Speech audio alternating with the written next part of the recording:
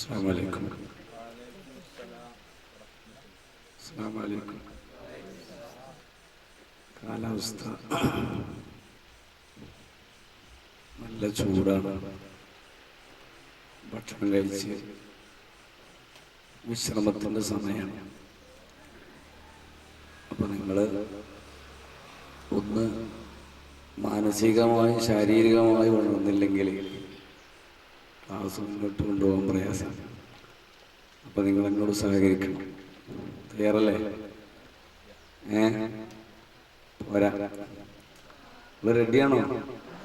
ഇൻഷാ അല്ലാഹ്. ബിസ്മില്ലാഹിർ റഹ്മാനിർ റഹീം. അൽഹംദുലില്ലാഹി റബ്ബിൽ ആലമീൻ. اللهم صل وسلم وبارك على رسولك وحبيبك سيدنا محمد وعلى آل سيدنا ومولانا محمد. أشهد أن لا إله إلا الله وحده لا شريك له وأشهد أن سيدنا ونبينا محمدا عبده ورسوله. الصلاة والسلام عليك يا سيدي يا رسول الله. خذ بيدي قلت حيلتي أدركني يا حبيب الله. ആദരണീയനായ സയ്യിദ് അവറുകൾ, വിശിഷ്ട വ്യക്തിത്വങ്ങൾ, സംഘടനാ നേതാക്കളെ, പ്രിയപ്പെട്ട കൂട്ടുകാരെ,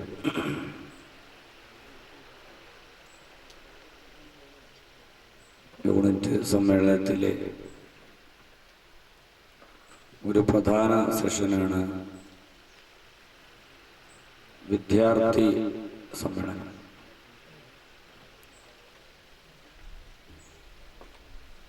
ഇവിടെ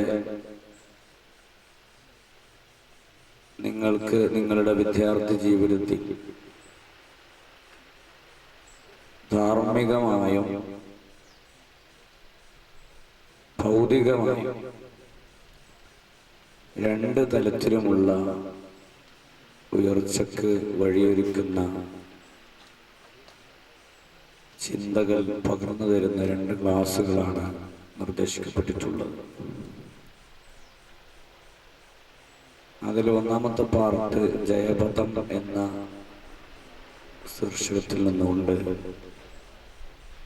ചില കാര്യങ്ങൾ നിങ്ങളുടെ മുമ്പിൽ വെച്ച് ഇൻഷാ അല്ലാഹ് SSFന്റെ ജില്ലാ ക്യാമ്പസ് സെക്രട്ടറി ബഹുമാന്യനായ സുഹൃത്ത് യൂസുഫ് സാറിൻ്റെ രണ്ടാമത്തെ ക്ലാസ് ഇവിടെ നടക്കും. എല്ലാം ഭംഗിയായി പൂർത്തീകരിക്കാൻ അല്ലാഹു തൗഫീഖ് ചെയ്യുമാറാവട്ടെ. ആമീൻ.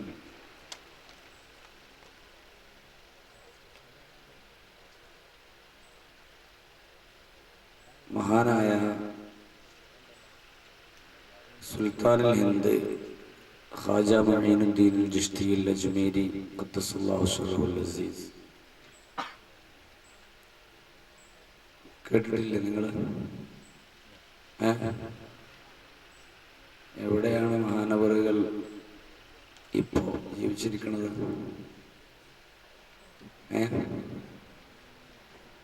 പറഞ്ഞോളി.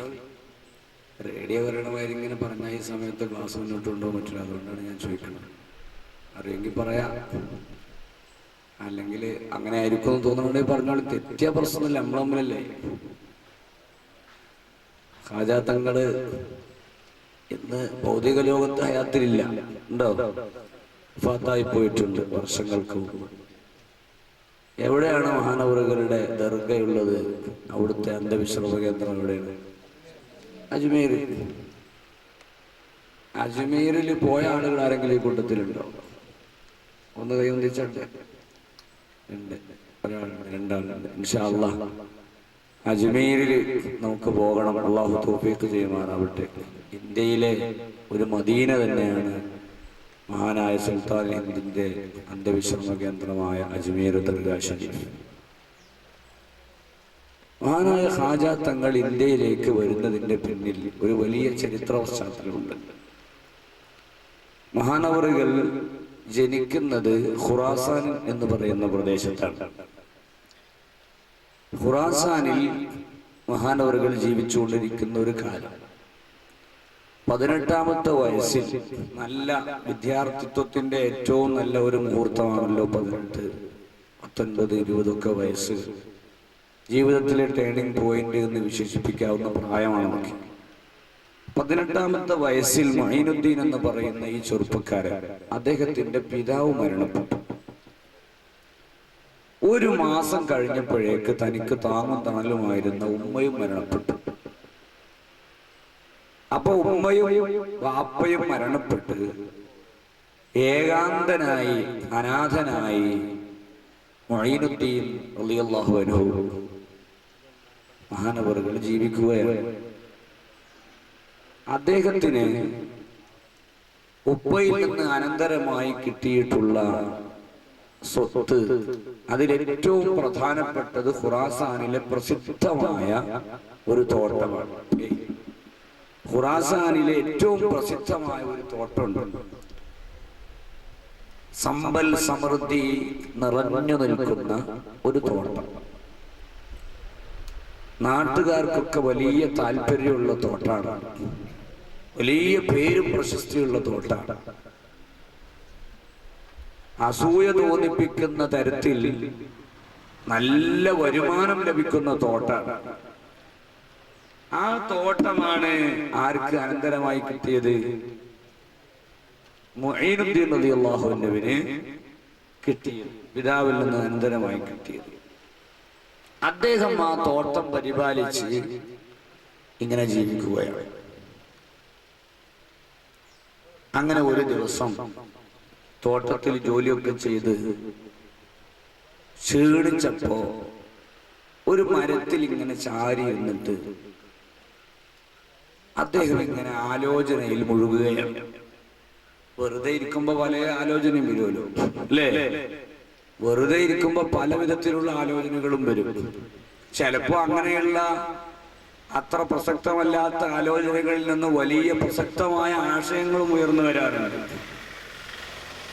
മുഈനുദ്ദീൻ റളിയല്ലാഹു അൻഹു ഇങ്ങനെ വിശ്രമിക്കാൻ വേണ്ടി മരത്തിൽ ചാരിയിരിക്കുമ്പോൾ അദ്ദേഹത്തിന്റെ മനസ്സിൽ ഉയർന്നു വന്നൊരു ആശയം എന്താണെന്ന് ചോദിച്ചാൽ, ഞാൻ എന്തിനാണ് ഇവിടെ ജീവിക്കുന്നത്? ഈ ഭൂമിയിലുള്ള എൻ്റെ ജീവിതം ശാശ്വതമല്ല. ആണോ? നമ്മളിവിടെ എത്ര കാലം ജീവിക്കും? അതാർക്കും പറയാൻ പറ്റും?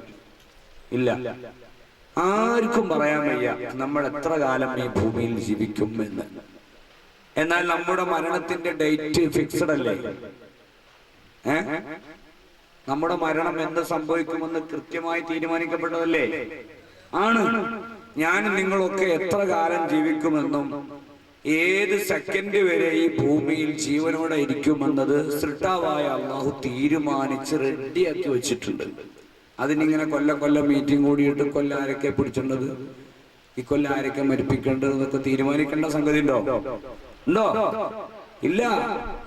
നമ്മളൊക്കെ എന്ന് മരിക്കും, ഏത് ദിവസം, ഏത് മണിക്കൂറിൽ, ഏത് സെക്കൻഡിൽ, എവിടെ വെച്ച്, എങ്ങനെ മരിക്കണമെന്നത് സൃഷ്ടാവായ അള്ളാഹു കൃത്യമായി തീരുമാനിച്ചിട്ടുണ്ട്. പക്ഷെ നമുക്കത് അള്ളാഹു അറിയിച്ചു തന്നിട്ടില്ല എന്ന് മാത്രം. അപ്പോൾ ഈ ഭൂമി ലോകത്തെ നമ്മുടെ ജീവിതം ഒരു താൽക്കാലികം മാത്രമാണ്. നമുക്ക് ശാശ്വതമായൊരു ജീവിതം ഇല്ലേ? ഉണ്ടല്ലോ. അതെവിടെയാണ്? പാരത്രിക ലോകത്ത്, അല്ലെ? മരണാനന്തരം നമ്മൾ കടന്നു ചെല്ലുന്നത് ജീവിതത്തിന്റെ ഔദ്യോഗിക തലത്തിലേക്കാണ്. യഥാർത്ഥ ജീവിതം പരലോകത്താണ്.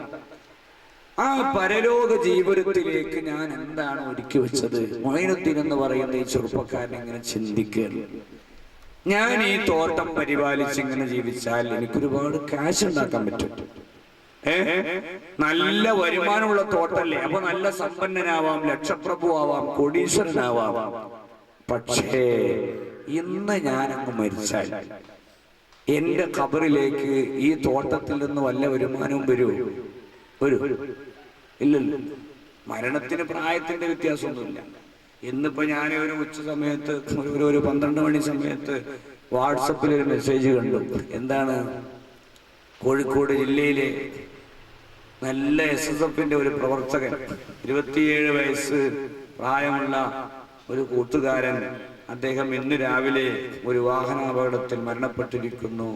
എന്ന വാർത്ത കണ്ടില്ലേ? ഒരു ഫോട്ടോ, സുന്ദരനും സുമുഖനുമായ നല്ല ആരോഗ്യവാനായ ചെറുപ്പക്കാരൻ. നമുക്ക് ആലോചിക്കാൻ പോലും പറ്റുന്നില്ല ഈ കുട്ടി മരിച്ചിട്ടുണ്ട് എന്നുള്ളത്. പക്ഷേ അവൻ മരിച്ചു കിടക്കുകയാണ്. അള്ളാഹു അവന്റെ പരലോക ജീവിതം സന്തോഷത്തിലാക്കി കൊടുക്കുമാറാണ്. ഇന്നത്തെ രാവിലെ സംഭവിച്ചതാണ്. അപ്പോൾ മരണത്തിന് പ്രായം, ആരോഗ്യം, സ്വാധീനം, സമ്പത്ത് ഒന്നും പ്രശ്നമല്ല. എപ്പോഴും മരിക്കേണ്ടി വരും. ഉറപ്പല്ലേ? ഉറപ്പാണ്. നമ്മുടെ വണ്ടൂർ അർഫുൽ ഖാനിൽ വെച്ച് SSFന്റെ ജില്ലാ കമ്മിറ്റി സംഘടിപ്പിച്ച ജീനിയസ് ഹണ്ട് എന്ന പേരിൽ ഒരു പരിപാടി ഉണ്ടായിരുന്നു. ഇംഗ്ലീഷ് മീഡിയം സ്കൂളുകളിൽ നിന്ന് ക്വിസ് കോമ്പറ്റീഷനിൽ ഫസ്റ്റ് നേടി ആ വിദ്യാർത്ഥികളെ പങ്കെടുപ്പിച്ചുകൊണ്ട് ജില്ലാതലത്തിൽ നടത്തിയ ഒരു മത്സര പരിപാടിയായിരുന്നു ജീനിയസ് ഹണ്ട്. അതിലന്ന് നല്ല ഉയർന്ന സ്ഥാനം നേടിയ, അന്ന് അവാർഡ് നേടിയ കുട്ടി നിങ്ങളുടെ ഈ വണ്ടൂർ ഡിവിഷനിലെ കുട്ടിയാണ്. ആ കുട്ടി ഇന്ന് ഹയാത്തിലില്ല. നിങ്ങൾ കേട്ടിട്ടില്ലേ? ആ കുട്ടി മരണപ്പെട്ടുപോയി. കുളിക്കാൻ വേണ്ടി കോറയിൽ കുളിക്കാൻ വേണ്ടി പോയതാണ്. അള്ളാഹുവിന്റെ വിധിയെത്തി ആ കുട്ടി മരണപ്പെട്ടുപോയി. ആ കൂട്ടുകാരന്റെ ഖബർ ജീവിതം അള്ളാഹു സന്തോഷത്തിലാക്കി കൊടുക്കുമാറാവട്ടെ. നിങ്ങളുടെയൊക്കെ പ്രായം, 9ാം ക്ലാസ്സിൽ പഠിക്കുന്ന ഒരു കുട്ടി, നിങ്ങളുടെയൊക്കെ പ്രായത്തിലുള്ള കുട്ടികൾ, നമ്മുടെയൊക്കെ പ്രായത്തിലുള്ള ആളുകൾ ഇങ്ങനെ വിട പറഞ്ഞു പോയിക്കൊണ്ടിരിക്കുകയാണ്. അപ്പോഴാണ് മൊയ്നുദ്ദീൻ എന്ന് പറയുന്ന ഈ കുട്ടി ആലോചിക്കുന്നത്, ഞാൻ നാളെ മരിച്ച് ഖബറിൽ കിടക്കുന്ന ഒരു സമയത്ത് എന്റെ ഖബറിലേക്ക് ആരാ വരിക? എന്റെ ഉമ്മയും നേരത്തെ പോയി, പിന്നെ ഇനി വരാനുള്ളത് ആരാണ്? എന്റെ കൂട്ടുകാർ വരൂ, ആരെങ്കിലും വരൂ. നമ്മെ ഏറ്റവും സ്നേഹിക്കുന്ന ഒരാൾ നമ്മൾ മരിച്ച് നമ്മുടെ വീട്ടിൽ നിന്ന് ജനാസ എടുത്തു കൊണ്ടുപോകുമ്പോൾ നമ്മുടെ ഉമ്മ വിങ്ങി പൊട്ടിക്കരയും. പക്ഷെ എന്റെ കുട്ടി ഇന്ന് ഖബറിൽ ഒറ്റക്കാണ്, ഞാൻ എന്റെ കുട്ടിന്റെ അടുത്ത് പോയി കിടക്കട്ടെ എന്നും പറഞ്ഞിട്ട് ഏതെങ്കിലും ഒരു ഉമ്മ മോനെ മറവ് ചെയ്യുമ്പോ ഖബറിൽ പോയി കിടന്നിട്ടുണ്ടോ? ഇല്ല. അതിനൊരു ഉമ്മയും സന്നദ്ധരാവൂല. അങ്ങനെ ഉമ്മ പോയി കിടന്നിട്ട് കാര്യമില്ല. ഉപ്പാനെ കൊണ്ടുപോയി മറവ് ചെയ്യുമ്പോ മകൻ പൊട്ടി കരയുന്നുണ്ടാവും. എന്നാൽ എന്റെ പൊന്നുപ്പാക്ക് കൂട്ടിന് ഞാൻ പോയി കിടക്കട്ടെ എന്ന് മക്കൾ ആലോചിക്കൂ. ആ ഒരു കുട്ടിയെയും അതിന് കിട്ടൂല, ആരും കിടക്കൂല. അങ്ങനെ തന്നെയാണ് എല്ലാവരും. നമ്മുടെ ജീവിതത്തിൽ പിരിയാൻ ഒരിക്കലും മനസ്സില്ലാത്ത നമ്മുടെ ഉറ്റ കൂട്ടുകാരുണ്ട്, സുഹൃത്തുക്കളുണ്ട്, പലരും. പക്ഷെ മരിച്ചാൽ ചേതനേറ്റ ശരീരം എല്ലാവരും ചേർന്ന് വളരെ ആദരവോടെ, ഭവ്യതയോടെ, ബഹുമാനത്തോടെ കുളിപ്പിച്ച് വൃത്തിയാക്കി കഫൻ ചെയ്ത് കൊണ്ടുപോയി മറവ് ചെയ്ത് അവസാനം നമുക്ക് 3 പിടി മണ്ണും തന്ന് എല്ലാവരും തിരിച്ചു വരും. മൊയ്നുദ്ദീൻ റളിയല്ലാഹു അൻഹു ആലോചിക്കാണ്, ആ ഖബറിൽ ആരാണ് എനിക്ക് കാവലിന് വരിക? ആ ഖബറിൽ ആരാണ് എന്നെ സഹായിക്കാൻ വരിക? അദ്ദേഹം ആലോചിച്ചു. മുത്തനബി പഠിപ്പിച്ചിട്ടുണ്ട്, നിങ്ങൾ നിർവഹിക്കുന്ന നിസ്കാരം നിങ്ങളുടെ കാൽ കീഴിൽ വന്ന് നിൽക്കും. നിങ്ങൾ നിർവഹിക്കുന്ന നോമ്പ് നിങ്ങളുടെ തലഭാഗത്ത് വന്ന് നിൽക്കും. നിങ്ങൾ ഓതിയ ഖുർആൻ പാരായണവും സുഹൃതങ്ങളും നിങ്ങളുടെ ഇടത്തും വലത്തും മുകളിലും താഴെയും ശരീരത്തിന്റെ ചുറ്റുഭാഗത്തും പ്രൊട്ടക്ഷനായി നിൽക്കും. ഞങ്ങൾ സമ്മതിക്കൂല. ഇത് നിസ്കരിച്ച മേനയാണ്, ഇത് സുഹൃതങ്ങൾ ചെയ്ത ശരീരമാണ്. ഈ ശരീരത്തെ തൊടാൻ ഞങ്ങൾ സമ്മതിക്കില്ലെന്ന് പറഞ്ഞ് ഈ സുഹൃതങ്ങൾ മലായിക്കത്തിന്റെ ശിക്ഷയിൽ നിന്ന് കാവൽ തീർക്കുമെന്ന് മുഹമ്മദ് റസൂലുള്ളാഹി സ്വല്ലല്ലാഹു അലൈഹി വസല്ലം പഠിപ്പിച്ചിട്ടുണ്ട്. മൊയ്നുദ്ദീൻ റളിയല്ലാഹു അൻഹു, എന്താ ഭയങ്കര ആലോചനയാണല്ലോ, എന്തോ സംഗതി ഉണ്ട്? ഇല്ല ഉണ്ടാ? ഇല്ല. മുഈനുദ്ദീൻ റളിയല്ലാഹു അൻഹു ആലോചിക്കാണ്, പടച്ചോനെ, ഞാൻ ഖബർ കിടക്കുമ്പോ എല്ലാവരും കഴിയൊഴുന്നൊരു സമയത്ത് കൂടെ വരാനൊരു കൂട്ടുകാരൻ എനിക്ക് വേണം. പ്രതിസന്ധി ഘട്ടങ്ങളിൽ കൂടെ നിൽക്കുന്നവനാണ് യഥാർത്ഥ കൂട്ടുകാരൻ എന്ന് നിങ്ങൾ പഠിച്ചിട്ടില്ലേ? അല്ലേ? അങ്ങനെ കയ്യിൽ കാശുണ്ടാവുമ്പോ ഒപ്പം അങ്ങനെ നടക്കുന്ന ആളുണ്ടാവും. വെള്ളം വാങ്ങി കൊടുക്കാനും ചായ വാങ്ങി കൊടുക്കാനും അങ്ങനെ പലതിനും ഒക്കെ അങ്ങനെ കയ്യിൽ കാശുണ്ടെങ്കിൽ ആളൊപ്പം ഉണ്ടാവും. അതേ സ്ഥാനത്ത് നമ്മൾ പട്ടിണി ആയാലോ ആരും ഉണ്ടാവില്ല നമ്മുടെ കൂടെ. അപ്പൊ പ്രതിസന്ധി ഘട്ടങ്ങളിൽ കൂടെ നിൽക്കുന്നവരാണ് യഥാർത്ഥ കൂട്ടുകാരൻ. എന്നാൽ ഖബറിൽ അനുഭവപ്പെടുന്ന ഏകാന്തതയെക്കാളും വലിയൊരു പ്രതിസന്ധി ഏതാണ്? ആ പ്രതിസന്ധി ഘട്ടത്തിൽ എന്റെ കൂടെ നിർത്താൻ ഒരു കൂട്ടുകാരൻ ആരായിരിക്കണമെന്ന് മഹാനവറുകൾ ഇങ്ങനെ ആലോചിക്കുകയാണ്. അപ്പൊ അദ്ദേഹം ചിന്തിക്കുകയാണ്, ഞാൻ ഈ തോട്ടത്തിന് വേണ്ടി ഇങ്ങനെ അധ്വാനിച്ച് എന്റെ ഊർജവും എന്റെ ആരോഗ്യം എന്റെ സമയമൊക്കെ വെറുതെ ഇതിൽ കളഞ്ഞിട്ട് എന്താ കാര്യം? അതിനു പകരം നാളെ പോയി കിടക്കാനുള്ള ഖബറിലും തുടർന്ന് മഹ്ശറിലും സ്വർഗത്തിലും ഒക്കെ എനിക്ക് നല്ല സൗകര്യങ്ങൾ വേണം. അതിനു വേണ്ടതാണ് ഈ താൽക്കാലിക ജീവിതത്തിൽ ഞാൻ സമ്പാദിക്കേണ്ടത്. അത് മറന്നുകൊണ്ട് ഞാൻ ജീവിച്ചിട്ട് എന്താണ് കാര്യം? അങ്ങനെ അദ്ദേഹം ആലോചിച്ച് അവസാനം അദ്ദേഹം എടുത്ത തീരുമാനം എന്താണെന്നറിയോ നിങ്ങള്? ഈ തോട്ടം ഇതാണ് വിൽക്കുക. എന്നിട്ട് ഇതിന്റെ വലിയൊരു ശതമാനം, ചെറിയൊരു ശതമാനം തന്റെ ശിഷ്ട ജീവിതത്തിന് ബാക്കി വെച്ചിട്ട് അതിന്റെ ഒരു 90% അദ്ദേഹം വലിയ സംഖ്യക്ക് വിറ്റു ആ തോട്ടം. ആ സംഖ്യയിൽ നിന്ന് 90% അദ്ദേഹം സ്വതക്ക ചെയ്യാണ്, ആഖിറത്തിലേക്ക് ഡെപ്പോസിറ്റ് ചെയ്യാണ്. നമ്മൾ ജീവിതകാലത്ത് നമ്മൾ കൊടുക്കുന്ന സ്വതക്കകളാണ് ആഖിറത്തിലേക്ക് നമുക്കുണ്ടാകുക. അപ്പൊ അദ്ദേഹം എല്ലാം സ്വതക്ക ചെയ്തു. എന്നിട്ട് അദ്ദേഹം വലിയ പണ്ഡിതന്മാരെ സമീപിച്ച് അവരിന്നൊക്കെ അറിവുകൾ നേടി വലിയ ആലിമായി വർഷങ്ങളോളം അങ്ങനെ അറിവ് നേടാൻ വേണ്ടിയിട്ട് പരന്നൊഴുകുകയാണ്. അറിവാണ് ജീവിതത്തിലെ ഏറ്റവും പ്രധാനപ്പെട്ട നമ്മുടെ ആയുധം. നമുക്ക് ഭൗതിക രംഗത്ത് ഉയർച്ചയും വിജയവും നമ്മൾ ആഗ്രഹിക്കുന്നുവെങ്കിൽ ആ രംഗത്ത് ആവശ്യമായ അറിവ് വേണം. അതല്ല, നമുക്ക് ആത്മീയ രംഗത്താണോ ഉയർച്ച ആഗ്രഹിക്കുന്നെങ്കിൽ ആ രംഗത്ത് അറിവ് വേണം. ഏത് സംഗതിയിലും എവിടെയും നമുക്ക് വിജയം വേണമെങ്കിൽ വിദ്യ, ജ്ഞാനം, അറിവ് അതിനുള്ള ആയുധമാണ്.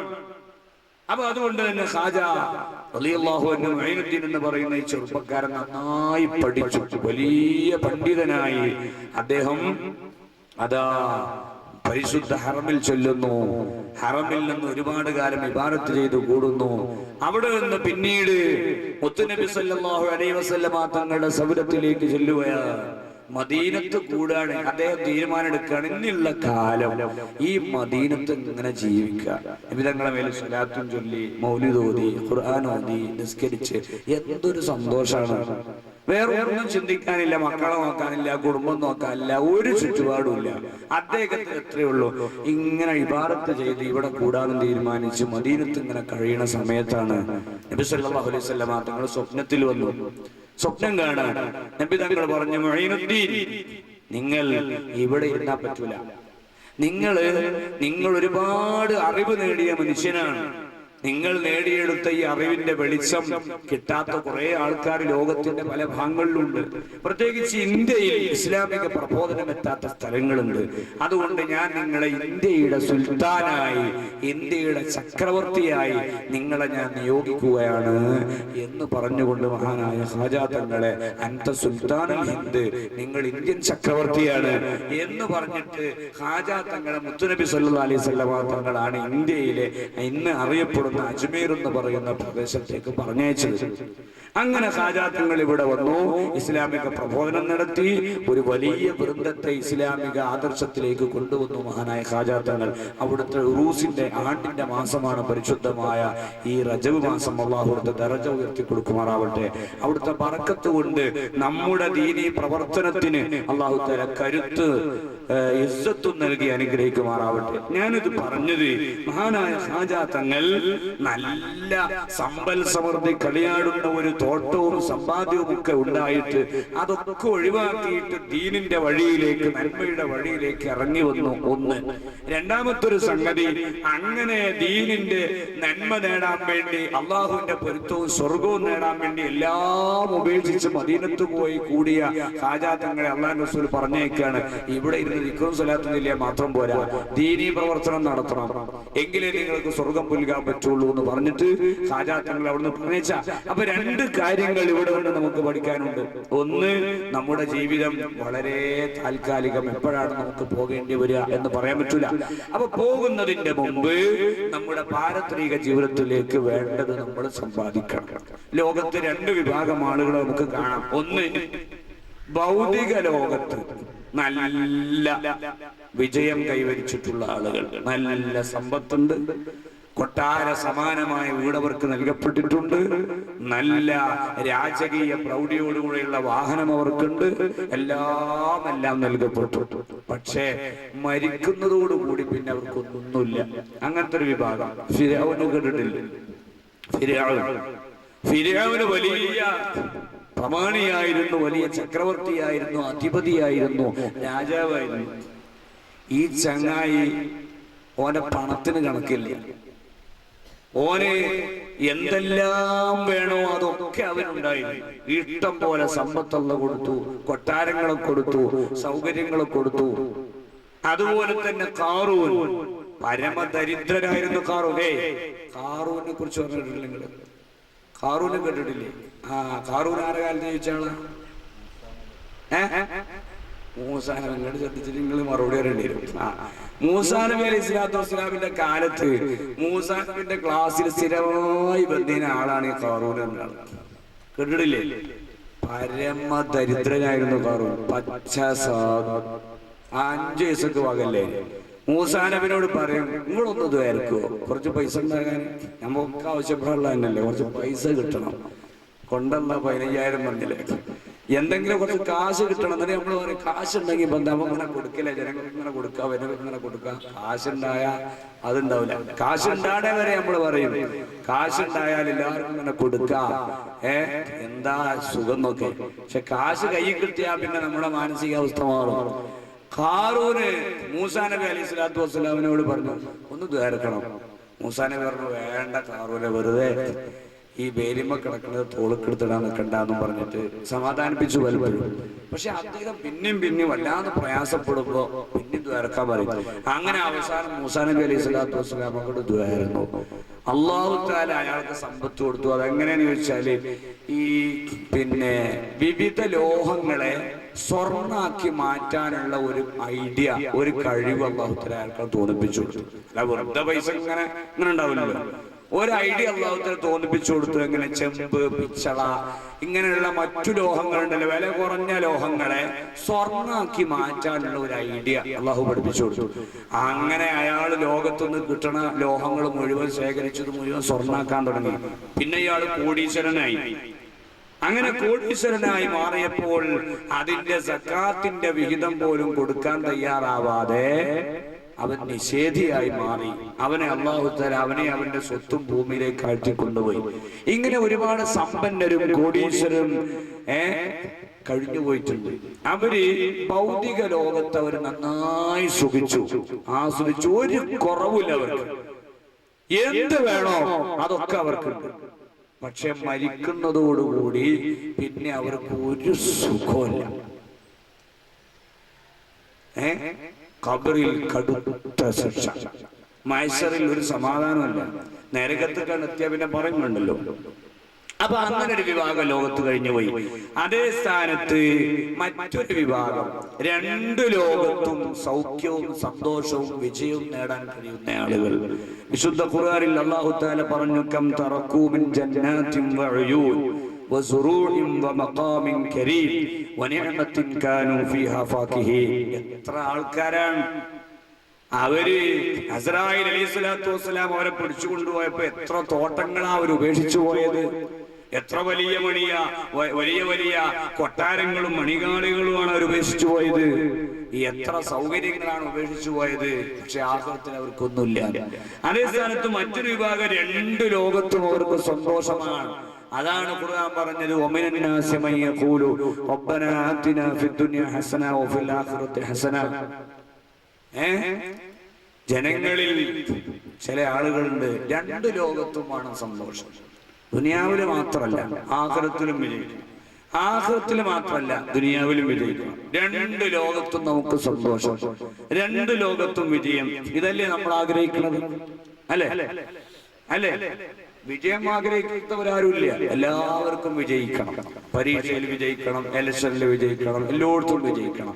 എല്ലാവരും വിജയമാണ് ആഗ്രഹിക്കുന്നത്. എന്നാൽ ജീവിതത്തിൽ വിജയിക്കണം നമുക്ക്. അത് ഭൗതിക ലോകത്തും വിജയിക്കണം, പാരത്രിക ജീവിതത്തിലും വിജയിക്കണം. 2 ലോകത്തും വിജയിക്കാനുള്ള മാർഗം എന്താണ്? അതും വിശുദ്ധ ഖുർആൻ പറഞ്ഞു, മൻ അമില സ്വാലിഹൻ മിൻ ദക്കരിൻ ഔ ഉൻസാ വഹുവ മുഅ്മിൻ.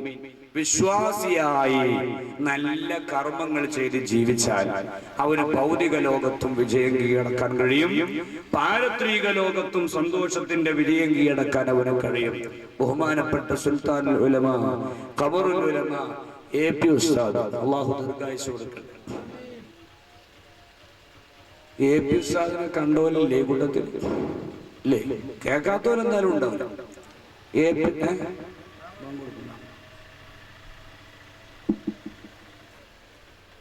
കാണാത്ത ആൾക്കാർ ചോദിച്ചാണ് കുറച്ച് കുട്ടികളുള്ളൂ. ഇൻഷാ അല്ലാഹ് AP ഉസ്താദിനെ കാണാനുള്ള തൗഫീഖ് കിട്ടട്ടെ. കാണാം നമുക്ക്.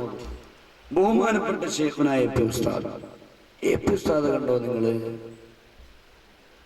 എന്തൊരു ഉന്നതമായ പവറും സ്ഥാനവുമാണ് അല്ലാഹു തആല ഉസ്താദിന് കൊടുത്തത്. നിങ്ങൾക്ക് AP ഉസ്താദ് ആഗ്രഹമുണ്ടോ? AP ഉസ്താദ് ആഗ്രഹമുണ്ടോ നിങ്ങൾക്ക്? ഇല്ല. ഉള്ളിൻ്റെ ഉള്ളിൽ AP ഉസ്താദ് എന്താണെന്ന് ആലോചിച്ചോക്കാണ്. AP ഉസ്താദ് ആകാനുള്ള ആഗ്രഹം ആർക്കല്ല, എനിക്ക് ആഗ്രഹമുണ്ട്. കഴിയൂല, എല്ലാവർക്കും ആഗ്രഹമുണ്ട് അല്ലേ? ഒരു കുട്ടിയോട് വെച്ചാൽ പറഞ്ഞ എൻ്റെ പേര് അബൂബക്കർ എന്നല്ലാന്നാണ്, പിന്നെ എങ്ങനെ AP ഉസ്താദ്?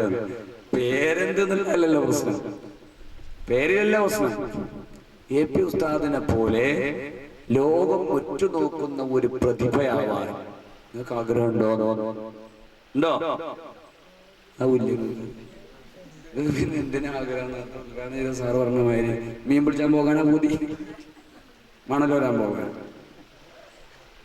അവിടെ നോക്കൊന്ന് വിട്ടുകാണ്ട് നിങ്ങളൊന്ന് AP ഉസ്താദാകാൻ നിങ്ങളൊന്ന് പൂതിക്ക്. അതല്ലേ നമ്മളെ രാഷ്ട്രപതി പറഞ്ഞ നിങ്ങൾ സ്വപ്നം കാണണം. അതിനിപ്പോ എന്താ നമുക്ക് ചെലവൊന്നുമില്ലല്ലോ. ഇരുന്ന് കണ്ട് അങ്ങനെ ആലോചിക്കുക, എന്താ നമുക്ക് വേണ്ടൊക്കെ ആലോചിക്കുക. എന്ത് സ്വപ്നം കണ്ടുവിടെ കാണാലോ. അപ്പൊ ഉസ്താദാകാനുള്ള ഒരു ആഗ്രഹം, അല്ലെങ്കിൽ ആ ഒരു തലത്തിലേക്ക് എല്ലാ രാജ്യങ്ങളിലും അറിയപ്പെട്ടൊരു നായകനാണ് ബഹുമാനപ്പെട്ട ശൈഖുനാ. ഏത് രാഷ്ട്രത്തിൽ പോയിട്ട് ശൈഖ് അബൂബക്കറിനെ ചോദിച്ചാൽ എല്ലാവർക്കും അറിയാലോ. എല്ലാവരും ആശിക്കുന്ന ആഗ്രഹിക്കുന്ന ഒരു നേരം ഇലക്ഷൻ പ്രഖ്യാപിച്ചു നോക്കുമ്പോൾ ഉസ്താദ് ഒഴിവില്ല. സുബ്ഹാനല്ലാഹ്, സ്ഥാനാർത്ഥികളെ തലങ്ങും വലങ്ങും എല്ലാ ജാതിന്റെ എല്ലാ പാർട്ടിന്റെ ഉസ്താദിന്റെ മുമ്പിൽ ഇങ്ങനെ കാത്തുക്കുകയാണ്. അങ്ങനത്തെ ഒരു നേതാവ് ഞങ്ങൾ കാണിച്ചെന്നാണ്? ഇല്ലല്ലോ. അപ്പൊ അങ്ങനെ എല്ലാവരും ഉറ്റുനോക്കുന്ന ഒരു പ്രതിഭയാവാൻ നമുക്കൊക്കെ ആഗ്രഹമുണ്ട്. അതേ സ്ഥാനക്കാർക്ക് ഫിറൗനാകാൻ ആഗ്രഹമുണ്ടോ? എന്താ എന്താ ഫിറൗനാകാൻ ആഗ്രഹമില്ല? എന്താ ഫിറൗൻ എന്താ AP ഉസ്താദിന്റെ മാതിരി അല്ലല്ലോ. AP ഉസ്താദിനെക്കാളും വലിയ സാമ്പത്തിക ശേഷി ഇല്ലായിരുന്നില്ല ഫിറൗന്, അല്ലേ? ഒരു രാജ്യത്തിന്റെ മുഴുവൻ ഭരണാധികാരിയായിരുന്നു അദ്ദേഹം. അദ്ദേഹത്തിന് കൊട്ടാരങ്ങൾ ഉണ്ടായിരുന്നു, അദ്ദേഹത്തിന് ഒരുപാട് സൈന്യങ്ങൾ ഉണ്ടായിരുന്നു, അദ്ദേഹത്തിന് ഒരുപാട് പ്രൗഢി ഉണ്ടായിരുന്നു. പക്ഷെ എന്നിട്ട് നിങ്ങൾക്ക് അങ്ങനെ ആകാൻ പോരില്ലല്ലേ? ഇല്ല. എന്താ കാരണം? അയാൾ കുറച്ചു കാലം ദുനിയാവിൽ സുഖിച്ചു പോയി എന്നല്ലാതെ ആഖിറത്തിൽ അയാളെ കാര്യം എന്താ? അതേ സ്ഥാനത്ത് ബഹുമാനപ്പെട്ട ശൈഖുനാ AP ഉസ്താദ് നിങ്ങൾ ആലോചിച്ച് നോക്കുകയാണ്. ദുനിയാവിലേക്ക് എത്താൻ പറ്റുന്നതിന്റെ ഏറ്റവും ടോപ്പ് ലെവലിൽ ബഹുമാനപ്പെട്ട ഉസ്താദ് എത്തിയിട്ടുണ്ട്, ഒരു സംശയമില്ല. ഇനി ഉസ്താദിന്റെ വഫാത്തിന് ശേഷമുള്ള പാരത്രിക ജീവിതത്തിലേക്ക് ഉസ്താദ് സമ്പാദിച്ചു വെച്ച സുഹൃതങ്ങളുടെ പട്ടിക നിരത്തിയാൽ എത്രയാണ് പറഞ്ഞാൽ തീരൂ? എത്ര നാടുകളിൽ ആയിരക്കണക്കിന് പള്ളികൾ, അവിടെ നിന്ന് നിർവഹിക്കപ്പെടുന്ന നിസ്കാരത്തിന്റെ ഒക്കെ ഒരു പുണ്യമാണ് മുറിയാതെ ചെല്ലുകയാണ് അവർക്ക്, അല്ലേ? അല്ലാഹു അവിടത്തേക്ക് ദീർഘായുസ്സും ആഫിയത്തും കൊടുക്കുമാറാവട്ടെ. എത്ര കുട്ടികളാണ് ദീന് പഠിച്ചുകൊണ്ടിരിക്കുന്നത്? മർക്കസിന്റെ ചുവട് പിടിച്ച്, സഅദിയ്യയുടെ ചുവട് പിടിച്ച് എത്ര സ്ഥാപനങ്ങൾ നമ്മുടെ കേരളത്തിൽ വളർന്നു വന്നു. അവിടെ ഒക്കെ കുട്ടികൾ പഠിച്ച് വളർന്ന് വലിയ വലിയ ആലിമീങ്ങളും സ്വാലിഹീങ്ങളും ഉണ്ടായിത്തീരുന്നുവെങ്കിൽ അതിന്റെ ഒക്കെ പുണ്യം ആർക്ക് കിട്ടും? ബഹുമാനപ്പെട്ട ശൈഖുനാ AP ഉസ്താദിന് കിട്ടൂലേ? തീർച്ചയല്ലേ? തീർച്ചയാണ്. അപ്പോൾ ആഖിറത്തിലും വലിയ വിജയം സമ്പാദിച്ച് ദുനിയാവിലും വലിയ വിജയം സമ്പാദിച്ചു അത്തരക്കാരായ ഭാഗ്യവാന്മാർ. അതാണ് നമ്മൾ സ്വപ്നം കാണേണ്ടത്. എനിക്കും അങ്ങനെയാണ്. രണ്ട് ലോകത്തും ഉപകരിക്കുന്ന, രണ്ട് ലോകത്തും സമൂഹത്തിനും ദീനിനും ജനങ്ങൾക്കൊക്കെ ഉപകരിക്കുന്ന നല്ലവരായി ജീവിച്ച് അള്ളാഹുവിന്റെ പൊരുത്തവും തൃപ്തിയും സമ്പാദിച്ച് നമ്മുടെ പരലോക ജീവിതം സന്തോഷകരമാവണം. നമ്മൾ ഖബറിൽ പോയി കിടക്കുമ്പോ അവിടെ നല്ല സന്തോഷകരമായ ജീവിതം. ഖബറിനെ കുറിച്ച് നിങ്ങൾ ആലോചിച്ചിട്ടുണ്ടോ? ആ ഖബറിൽ അതിശക്തമായ ഇരുട്ട്, അവിടെ വെളിച്ചമില്ല, വിരിപ്പില്ല, അവിടെ ഒരു സൗകര്യങ്ങളുമില്ല. എന്നാൽ ഇവിടെ നല്ലത് ചെയ്ത് ജീവിച്ചിട്ടുള്ള ആളുകൾക്കതാ ഖബറിലെ വിചാരണ കഴിഞ്ഞ് അള്ളാന്റെ ഹബീബ് സല്ലല്ലാഹു അലൈഹി വസല്ലമ തങ്ങൾ അങ്ങനെ കാണിച്ചു കൊടുത്തിട്ട് ചോദിക്കും, ഇത് ആരാണെന്ന് അറിയോ? മുത്തുനബി സല്ലല്ലാഹു അലൈഹി വസല്ലമ തങ്ങൾ അങ്ങനെ കാണിച്ചു കൊടുക്കും. എന്നിട്ട് ചോദിക്കും, ഇതാരാ? ആ ചോദ്യത്തിന് ഇത് ആദാ ഹബീബുല്ലാഹി മുഹമ്മദ് സല്ലല്ലാഹു അലൈഹി വസല്ലം എന്ന് പറയാൻ കഴിഞ്ഞാൽ അതിന് കഴിയും. ഇൻഷാ അല്ലാഹ് നിങ്ങൾ എസ്എസ്എഫിൽ ആത്മാർത്ഥമായി പ്രവർത്തിക്കുന്നുവോ മരിക്കുന്നത് വരെ ഈ പ്രാസ്ഥാനിക കൂട്ടായ്മയിൽ എസ്എസ്എഫ് കഴിയുമ്പോൾ SYS, അത് കഴിഞ്ഞ് മുസ്ലിം ജമാഅത്ത്, മരിക്കുന്നത് വരെ നമുക്ക് സുന്നത്ത് ജമാഅത്തിൽ പ്രവർത്തിക്കാനുള്ള അവസരമുണ്ട്. അങ്ങനെ നമുക്ക് മുസ്ലിമായി ജീവിച്ച് സുന്നിയായി മരിക്കാൻ കഴിഞ്ഞാൽ ഇൻഷാ അല്ലാഹ് ഖബറിൽ മുത്തനബിനെ കാണിച്ചു തന്നിട്ട് ചോദിക്കുമ്പോൾ ഉറപ്പാ പറയാൻ കിട്ടും, ഇത് ഞങ്ങളുടെ നേതാവ് റസൂലുള്ളാഹി സ്വല്ലല്ലാഹു അലൈഹി വസല്ലം തങ്ങളാണ്. അത് പറയാൻ കഴിഞ്ഞാൽ പിന്നെ ഖബറിലേക്ക് അതാ ആ സ്വർഗത്തിൽ നിന്നുള്ളൊരു കവാടം കൊണ്ട് തുറക്കും. അവിടെ സ്വർഗീയ വിരിപ്പ് വരും, അവിടെ സ്വർഗീയ ഭക്ഷണങ്ങൾ, പാനീയങ്ങൾ, സന്തോഷങ്ങൾ. ഈ ഖബറാളിക്ക് പിന്നെ സ്വർഗത്തേക്ക് പോകണം. അയാൾ ഇങ്ങനെ ദ്വാരക്കുന്ന പടച്ചോനെ പെട്ടെന്ന് ത്യാമന്നാളാക്ക് ഇങ്ങനെ ദ്വാരക്കുന്ന. കാരണം ആ കാണുന്ന സ്വർഗം എന്താണ്? ആ സ്വർഗത്തിലെ സുഖങ്ങളും സൗകര്യങ്ങളും അല്ലേ? ആ കാണുന്ന പേരല്ലേ ഞാൻ പറഞ്ഞത്. ഖബറിന്ന് അയാൾ കാണാണ്, ഖബറാണ് വിശാലായി കൊടുക്കും. ഖബറിലേക്ക് സ്വർഗത്തിന്റെ കവാടം ഇങ്ങനെ ദൂരം ഇങ്ങനെ നോക്കി കാണാം. അവിടെ സ്വർഗത്തിന്റെ സ്മെല്ല് ഇങ്ങനെ അടിച്ചു വീശ. നിബിധങ്ങൾ പറഞ്ഞില്ലേ, എന്താണ് സ്വർഗത്തിന്റെ സൗകര്യം എന്തൊക്കെയാണ്? എന്താണോ നിങ്ങൾ ആശിക്കുന്നത് അത് മുഴുവൻ സ്വർഗത്ത് കിട്ടൂല. അതല്ലേ സ്വർഗത്തിന്റെ പ്രത്യേകത. എന്തും കിട്ടും. അപ്പൊ പണ്ടൊരു കുട്ടികളുടെ ക്ലാസ് എടുത്തപ്പോ കുട്ടികൾ സ്വർഗത്തിൽ സിനിമ കാണാൻ പറ്റുമല്ലോ. അല്ല, ഞാൻ പറഞ്ഞത് അവിടെ പിന്നെ ഹറാമോ ഒന്നുമില്ല, എല്ലാം പറ്റുമെന്നാണ്. അവിടെ പറ്റാത്ത സംഗതി ഉണ്ടാവില്ല. അങ്ങോട്ട് നോക്കാൻ പറ്റൂല, അത് കുടിച്ചാൻ പറ്റൂല, ഇത് കുടിച്ചാൻ പറ്റൂല, അത് തിന്നാൻ പറ്റൂല. അങ്ങനെ ഉണ്ടല്ലോ ദുനിയാവിൽ. അങ്ങനെയാണ്. എല്ലാം കുടിച്ചാൻ പറ്റൂല, ചിലത് കുടിക്കാൻ പറ്റും, ചിലത് പറ്റൂല. എല്ലാം തിന്നാൻ പറ്റൂല, ചിലത് പറ്റൂല. അങ്ങനെയാണ്. എന്നാൽ സ്വർഗത്തിൽ അങ്ങനെ ഒരു വിലക്കില്ല. അവിടെയാണ് സ്വാതന്ത്ര്യം മനുഷ്യനുള്ളത്. ദുനിയാവിൽ ആണിനും സ്വാതന്ത്ര്യം ഇല്ല, പെണ്ണിനും സ്വാതന്ത്ര്യം ഇല്ല. ഇസ്ലാമിന്റെ ഭാഷയിൽ എല്ലാവരും ചില വ്യവസ്ഥകൾ ഒതുങ്ങി ജീവിക്കണം. സ്വർഗത്തിലോ എന്ത് നിങ്ങൾ ആഗ്രഹിച്ചാലൊക്കെ കിട്ടും. അപ്പൊ സിനിമ കാണാൻ പറ്റും. അതിന് ആർക്കാ സിനിമ കാണണ്ട സ്വർഗത്തിൽ? അതല്ലേ സിനിമ എന്ന് പറഞ്ഞാൽ എന്താ? അത് വെറും അഭിനയല്ലേ. കുറെ അവിടുന്ന് ഇങ്ങനെ ഷൂട്ടിംഗ് എടുത്ത് കാണ്ട് ഇവിടുന്ന് വേറെ ഷൂട്ടിംഗ് എടുത്ത് അതും ഇവിടുന്ന് കട്ട് ചെയ്ത് ഒപ്പിച്ച് കാണ്ട് ഇങ്ങനെ തട്ടിയൊപ്പിച്ചുണ്ടാക്കണ ആൾക്കാരെ കണ്ണിപ്പൊടേണ്ടി വല്ല കുട്ടികളെ ഈ സിനിമ ആർക്കാ അത് കാണേണ്ടത്? ഓരോരുത്തർ കാട്ടിക്കൂടുന്ന തോന്നിയാസം കണ്ടുത്തിരിക്കാൻ സ്വർഗത്തിൽ ആർക്കാ സമയം? ഇവിടെ എല്ലാവർക്കും ആസ്വദിക്കാനുള്ള തുറന്ന അവസരം. പിന്നെ ആർക്കത് കണ്ടുത്തിരിക്കേണ്ടത്? അയ്യയ്യേ. അപ്പൊ സ്വർഗത്തിൽ നിങ്ങൾക്ക് എന്ത് വേണോ അത് മുഴുവൻ കിട്ടുന്നതാണ്. എന്ത് വേണോ നിങ്ങൾക്ക്, പിന്നെ കാറ് വേണോ, ബൈക്ക് വേണോ, വിമാനം വേണോ, ഒക്കെ കിട്ടും. അതിനെ പറ്റി പരിശീലിക്കൊന്നും വേണ്ട. പൈലറ്റായി പരിശീലിക്കാൻ ഞാൻ സ്വർഗത്ത് പോയി എങ്ങനെ വിമാനം ഓട്ടുക നിങ്ങൾ പേടിക്കണ്ട. അത് സ്വർഗത്തേക്കുള്ള പാസന കിട്ടിയാൽ പിന്നെ ഓൾ പെർമിഷൻ. എന്തും ഉപയോഗിക്കാനുള്ള പരിശീലനങ്ങൾക്ക് ഉണ്ടാവും, എന്തും ചെയ്യാനുള്ള പരിശീലനം ഉണ്ടാവും. അതിന് പ്രത്യേക ഒരു കഴിവൊന്നും വേണ്ട. എല്ലാം ആസ്വദിക്കാനുള്ള ഒരു ലോകം. പഴങ്ങൾ ഇഷ്ടം പോലെ. ഒരു പഴം കഴിച്ച് അടുത്ത പഴം കഴിക്കുമ്പോൾ അതിന് വേറെ രുചിയാണെന്ന് മുഹമ്മദ് റസൂലുള്ളാഹി സ്വല്ലല്ലാഹു അലൈഹി വസല്ലം. അതേ മോഡൽ തന്നെ അടുത്തൊരു പഴം കുറച്ചാല് അതിന് വേറെ രുചിയാണ്. 1000 പഴങ്ങൾ കഴിച്ചാലും അതിന് 1000 രുചിയായിരിക്കുന്ന മടുപ്പ് എന്ന് പറഞ്ഞൊരു പ്രശ്നം ഉണ്ടാവില്ല. എന്നാ പിന്നെ 2-3 തിന്നാണ്ടല്ലേ നമുക്കിങ്ങനെ അങ്ങനെ വയറിറങ്ങിയാൽ പിന്നെ പോകാത്തൊരു സോക്കട നമുക്കുണ്ടല്ലോ അല്ലേ? വയറിറങ്ങിയാൽ പിന്നെ പോവില്ല, അങ്ങനെ അസുഖം ഉണ്ടല്ലോ. എന്നാൽ സ്വർഗത്തിൽ അതുമില്ല. എത്ര വേണമെങ്കിലും തിന്ന് ഏത് രുചിയുള്ള ഭക്ഷണം വയറിറങ്ങാൻ രസം ഉണ്ടാവില്ലല്ലോ. സ്വർഗത്തിൽ അങ്ങനെ പ്രശ്നമില്ല എന്നാണ്. സ്വർഗത്തിൽ വയറ് നിറഞ്ഞു എന്ന് തോന്നുകയാണെങ്കിൽ ഒരു ഏമക്ക് മുടല. ദുനിയാവിന്റെ ഏമക്ക് വിട്ടാൽ അങ്ങനെ ഉണ്ടാവും. നോമ്പ് തുറന്ന് കാണ്ട് വെള്ളമൊക്കെ ഫുള്ളാക്കി വന്നു കാണ്ട് തറാവി കഴിച്ചുമ്പോ ചില ആൾക്കാർ ഏമക്കം മുടല്. അതിന്റെ ഒരു മണം അല്ലേ അടുത്തുള്ള ആൾക്കാർക്കൊക്കെ. എന്നാ സ്വർഗത്തിലുണ്ടല്ലോ ഈ ഗ്യാസിന് ഒരു പ്രശ്നമില്ല. സ്വർഗത്തിൽ വയറ് നിറഞ്ഞു തോന്നുമ്പോണ്ട് ഒരു ഗ്യാസിന് വരാൻ, ആ ഗ്യാസിന് സ്വർഗത്തിൽ അടിച്ചു വീശുന്ന സുഗന്ധത്തെക്കാളും വലിയ സുഗന്ധമായിരിക്കും. അപ്പൊ സ്വർഗത്തിൽ നമ്മളെ വെറുപ്പിക്കണ ഒരു സംഗതിയില്ല. സ്വർഗത്തിൽ നമ്മളെ ക്ഷീണിപ്പിക്കുന്ന ഒരു സംഗതി. അവിടെ ക്ഷീണല്ല, ഉറക്കണ്ട. ഉറക്കത്തിനൊരു സുഖം ഉണ്ടല്ലോ. അങ്ങനെ ഉറക്കം വരുമ്പോ അങ്ങനെ ഉറങ്ങി കൊടുക്കാൻ ഒരു സുഖം. അതാ ഉറക്കം ഇങ്ങനെ ഉറങ്ങി കഴിയണവരെ ആണ് സുഖം ഉണ്ടാവുള്ളൂ. പിന്നെ നമ്മൾ ആരെങ്കിലും വിളിച്ചോണ്ടിരിക്കാണ്ട് പിന്നെ ഇങ്ങനെ കിടക്കുമ്പോഴാ പിന്നെ ഒരു സുഖമുള്ളൂ. ഈ ഉറങ്ങുന്ന സമയത്ത് സുഖം നമ്മൾ അറിയുന്നുണ്ട്. എന്താ എന്റെ സുഖമില്ല. അപ്പൊ ഉറക്കം എന്നൊക്കെ പറഞ്ഞ സുഖമൊന്നുമല്ല, ആണോ? അതൊരു സുഖമുള്ള സംഗതിയൊന്നുമല്ല. അപ്പൊ അവിടെ നമുക്ക് ഉറക്കം വരുന്നില്ല, അവിടെ ക്ഷീണമില്ല, തളർച്ചയില്ല, ഒരു പ്രശ്നമല്ല. അങ്ങനെ ഒരു ലോകം പടച്ച തമ്പുരാൻ നമുക്ക് വേണ്ടി ഒരുക്കി വെച്ചിട്ടുണ്ട് മക്കളെ. നിങ്ങളൊന്ന് ആലോചിച്ച് നോക്കാണ്. അവിടെ സുന്ദരികളായ ഹൂറികൾ. നമ്മളിങ്ങനെ ഈ മൊബൈൽ ഇങ്ങനെ തുറന്നു നോക്കുമ്പോ കാണാം വാട്സപ്പിലെ ഒരു പെൺകുട്ടി, എന്തൊരു ചുറുക്കുള്ള കുട്ടിയിലെ. അതിങ്ങനെ കണ്ടിട്ട് ഓളെ ചുണ്ടും ഓളെ കവളും അതിങ്ങനെ കണ്ടായ എന്താ ഒരു രസം. എന്നിട്ട് അതിങ്ങനെ നോക്കി കുത്തിരിക്കും, ഉടുപ്പില്ല. നമ്മളിങ്ങനെ നെറ്റില് കയറി നോക്കുമ്പോ അങ്ങനെ ഉണ്ട്. ഈ നെറ്റ് പറഞ്ഞാൽ തന്നെ നെറ്റാ, അതൊരു വലയാണല്ലോ. അതിന്റെ പേരന്നെ അള്ളാഹുത്താല അങ്ങനെ ഇട്ട്, അതൊരു വല തന്നെയാണ്.